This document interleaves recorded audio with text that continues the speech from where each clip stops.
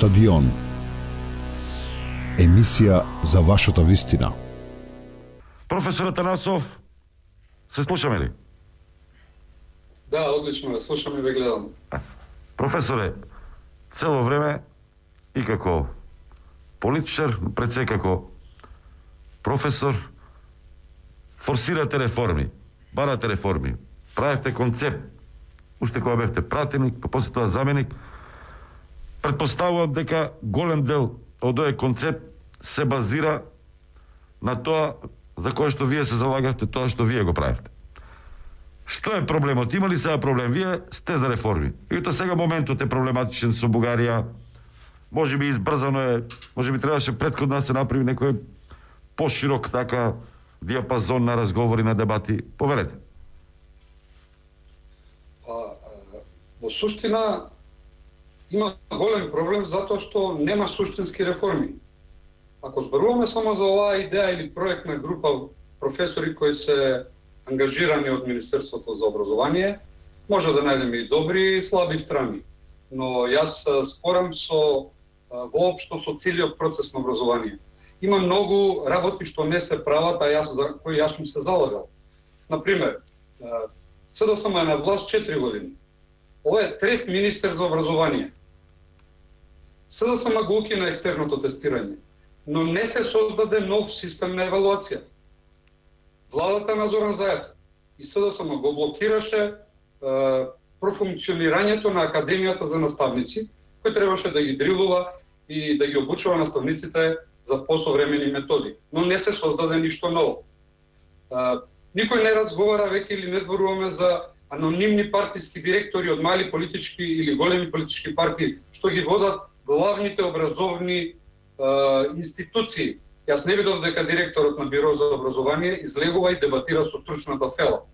Институциите се партизирани, немаат капацитет, не се компетентни и она што последно сме сите сведоци овие 2 недели, зашто ја дадов неколку интервјуи и многу изјави, јавноста или стручната фела не ја прифаќа оваа идеја во целост. Значи има многу слабости идејата. Еден од професорите ви беше денес гостин, Барбареев, и јас знам дека групата педагози веројатно ги зеле во предвид 8-те нивоа на компетентност, што се залага науката. Но тука има исто нијанси и различни нивоа.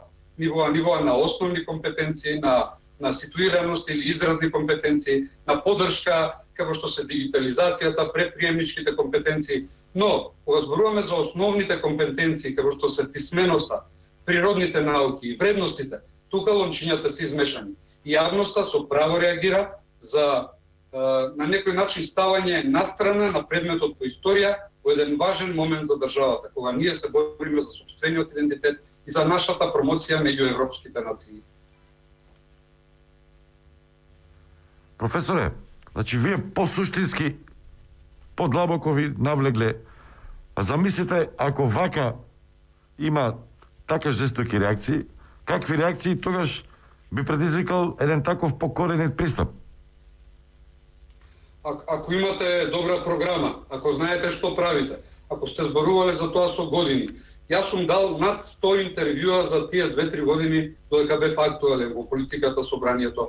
Значи никогаш не сум се соочил со некаков отпор, со прашања за идеите или барем за она што беше нудено.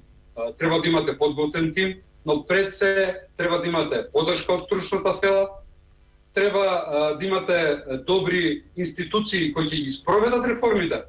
Еве оваа идеја што се нуди од овие неколку педагози.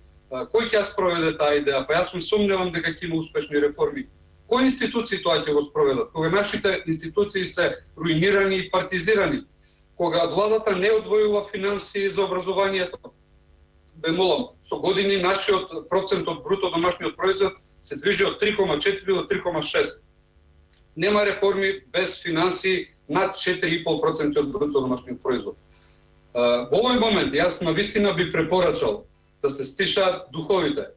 Оваа идеја малку подолго да се разработи, но пред се Министерството за образование и образовните институции да се бават повеќе со дигитализацијата, со квалитетот на образование за време на пандемијата, кој е страшно опаднат, А што се однесува до наставниот план и наставните програми, нека се оди предмет по предмет.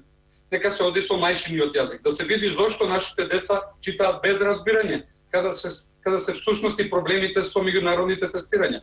Да се обрне внимание на природните науки.